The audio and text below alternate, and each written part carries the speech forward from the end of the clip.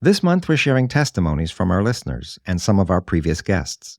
Testimonies of God's direction, miraculous moments on set, examples of God taking what was offered and multiplying it in ways that were never imagined. Here's one of those testimonies. This is the Faith and Family Filmmakers Podcast, helping filmmakers who share a Christian worldview stay in touch, informed, and inspired. Quiet on set. Rolling.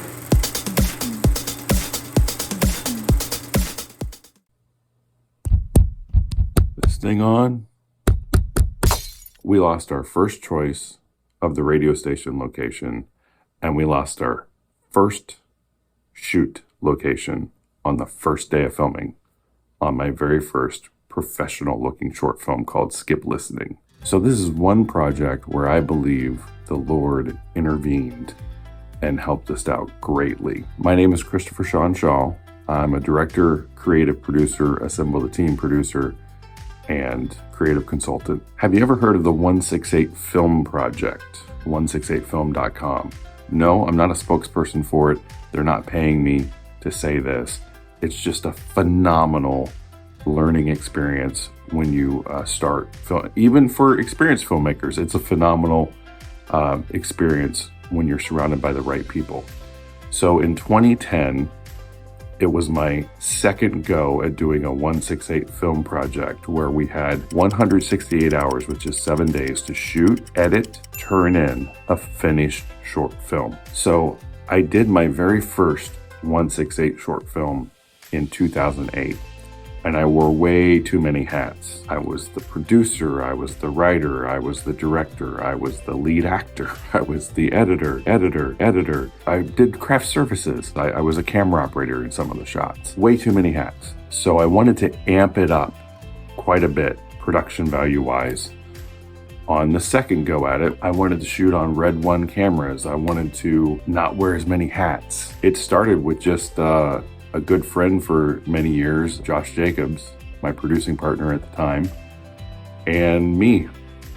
And we didn't have the equipment, we didn't have the writing skills, we didn't have the things one would need to make a quality, professional looking short film. And so Josh knew somebody named Colleen Bennett who worked as a line producer on independent projects. He reached out to her. Thankfully, she was available to come on board, and it snowballed from there. She brought on Dominic Bartoloni Jr., who was the director of photography, cinematographer, DP. This short film could have cost easily $50,000 to produce, but because of his connections, he was able to get a great package. We got Red One cameras. We got a 2-camera shoot for 3.5 days with Video Village, the cameras, the accessories, the gear for $600 in 2010.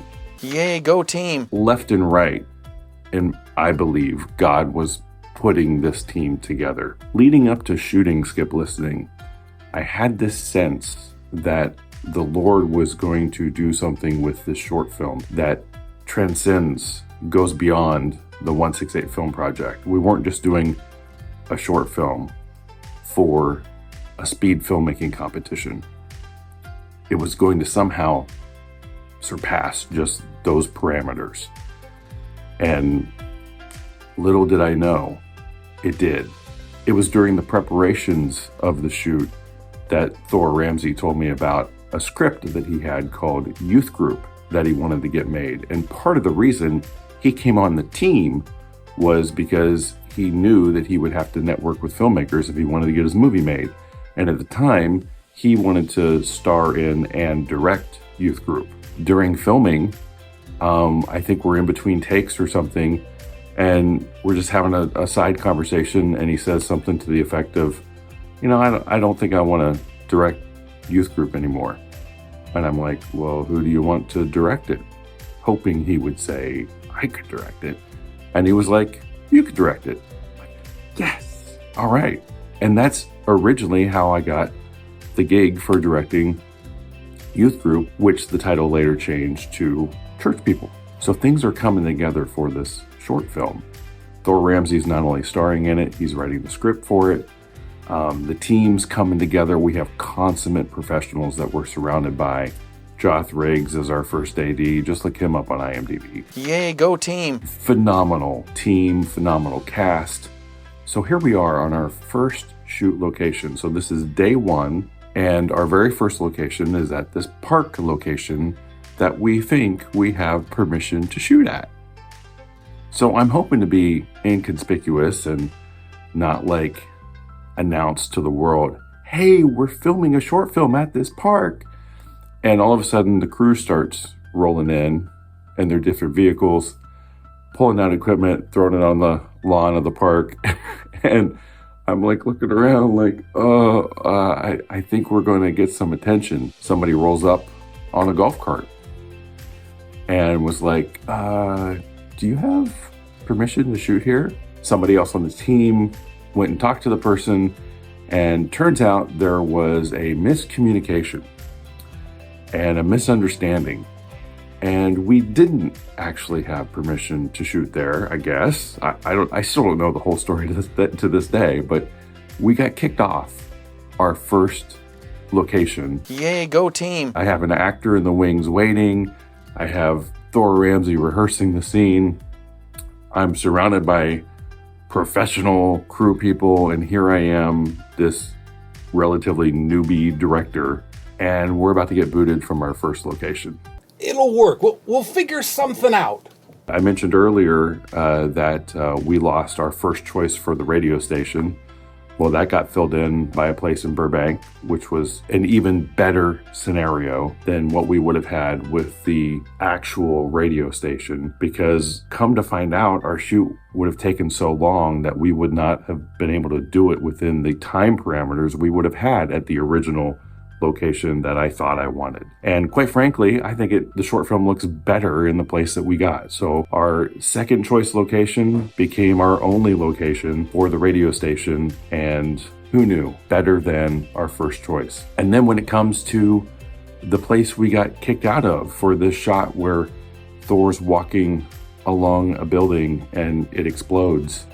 Of course, the explosion was done in post-production by our editor, Matthew Reitmeyer. But it turns out that one of our other locations was a church building, and behind the church building structure was a great place for that shot of him walking and the building blowing up. Fun fact, the top portion of that building is fake, and of course the explosion's fake and everything, but those were two specific instances where I believe God intervened and made it a better production at that, because our first choices ended up not being the best choices.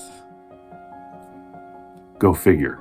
And then of course, so many things came out of that short film. It had numerous nominations.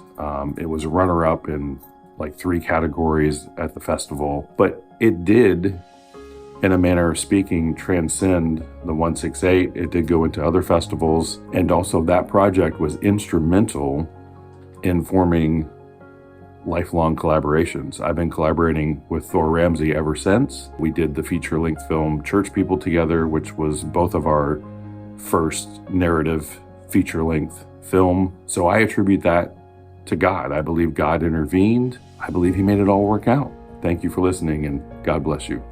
I hope this thing is on. One more thing. You know, when you're asked to do a video for the Faith and Family Film podcast, it might be a good idea to not watch the superior production value of Matt Chastain's video before you do yours. Just saying. I'll get you, Matt Chastain. One of these days, I'll get you. Thanks for listening to the Faith and Family Filmmakers Podcast. If you've been enjoying this podcast, take a moment to follow or subscribe on your favorite podcast player so you don't miss an episode. And if you'd like to support the production of this podcast, you can leave a tip at faffpodcast.com/support. Bringing filmmakers together for faith and family.